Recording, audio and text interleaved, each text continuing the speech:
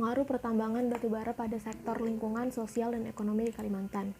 Ketergantungan masyarakat Indonesia terhadap batubara menjadi salah satu faktor paling krusial dalam permasalahan eksploitasi lingkungan di Kalimantan. Batubara sebagai sumber energi primer yang digunakan Indonesia untuk kebutuhan listrik masyarakatnya menjadi komoditas yang paling banyak dikeruk dan dihasilkan dari Pulau Kalimantan. Tercatat bahwa Kalimantan menyumbangkan kurang lebih 90% produksi batubara untuk Indonesia.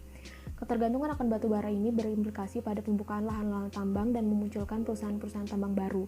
Dalam periode waktu 2010 sampai 2014 terdapat kurang lebih 10,900 surat perizinan tambang yang diisukan dan 40% diantaranya adalah perizinan tambang batu bara dengan total area sebanyak 16,2 juta hektar. Dengan dominasi pertambangan dalam pendapatan domestik regional bruto Kalimantan yang mencapai sebesar 44,16%, industri pertambangan terus berkembang pesat. Pemerintah dan pemilik perusahaan menaruh harapannya ke dalam sektor tersebut agar perekonomian Kalimantan dapat terstimulasi dan tumbuh. Namun, di balik keuntungan ekonomi yang didapatkan, masyarakat umum secara luas juga merasakan sisi negatif maupun kerugian dari masifnya sektor tambang di daerah-daerah tersebut. Rusaknya lingkungan menjadi salah satu konsekuensi maraknya pertambangan. Permasalahan lingkungan yang terjadi di Kalimantan, khususnya di Samarinda dan di Banjarmasin, merupakan bukti nyata bahwa sedang terjadi kerusakan alam yang tidak sewajarnya pada daerah-daerah tersebut.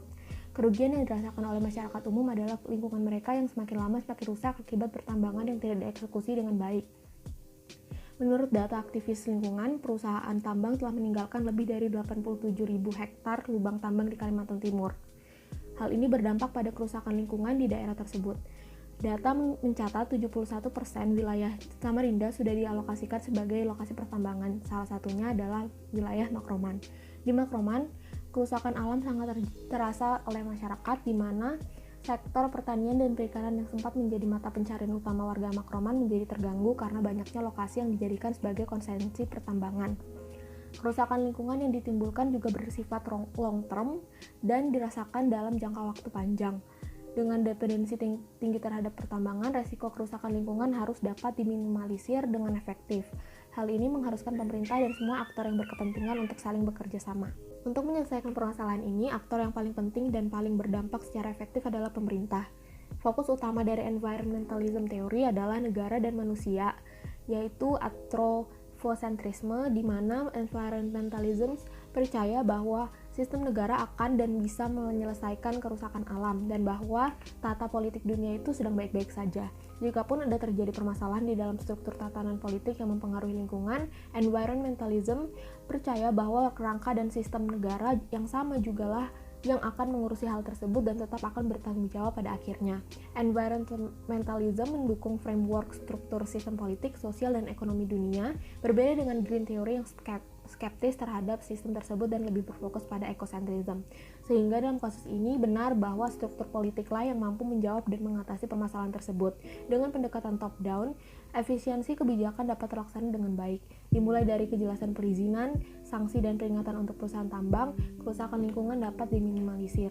Sebagai kesimpulan, dependensi Indonesia terhadap batu bara baik untuk ekspor dan sebagai sumber energi untuk pembangkit listrik domestiknya memiliki konsekuensi yang sama pentingnya, yaitu dengan pertaruhan akan kerusakan lingkungan yang bisa dirasakan dalam jangka panjang. Dalam hal ini, dari teori environmentalism sebenarnya tidak bisa diharapkan sepenuhnya, yang mana asumsinya adalah pemerintah yang bertanggung jawab atas kerusakan alam yang dirasakan oleh negaranya, tetapi bukti menunjukkan bahwa state system tidak mampu dan kewalahan, sehingga diperlukan kerjasama sinergis antara manusia, masyarakat, dan negara yang saling mempercayai satu sama yang lain untuk dapat membantu pemerintah, misalnya dengan menjadi whistleblower jika terjadi ketimpangan dalam praktik perusahaan tambang. Pemerintah dapat mengajukan inisiasi energi terbarukan agar masyarakat juga dapat terstimulasi untuk bisa meninggalkan sumber energi yang merugikan lingkungan, agar Indonesia juga dapat menepati janjinya dalam Paris Agreement. Dalam Nationally Determined Contribution atau NDC, Indonesia mengajukan janji untuk mengurangi emisi gas kaca sebesar 29% pada 2030 dalam kondisi apapun. di mana sektor energi juga harus dikurangi sebesar 11%. Bagi Linkback, dalam skala global, dependensi batubara ini sudah menjadi kekhawatiran masyarakat luas dan secara umum masyarakat internasional. Dengan adanya kerangka Paris Agreement, energi alternatif terbarukan di Indonesia sangat dibutuhkan dan harus mulai terbiasa digunakan. Hal ini menunjukkan bahwa Indonesia harus mengurangi dependensi batubara, di mana dengan pengurangan penggunaannya juga akan berdampak pada pengurangan strain dalam masyarakat dan mengurangi resiko pengorbanan lingkungan yang harus ditanggung oleh lingkungan di Indonesia, sehingga hal ini dengan pasti juga akan berdampak tidak hanya secara global maupun nasional saja, tetapi juga berdampak sampai ke grassroots seperti ke isu lokal yang ada di Kalimantan Timur, khususnya di Samarinda. Sekian, terima kasih.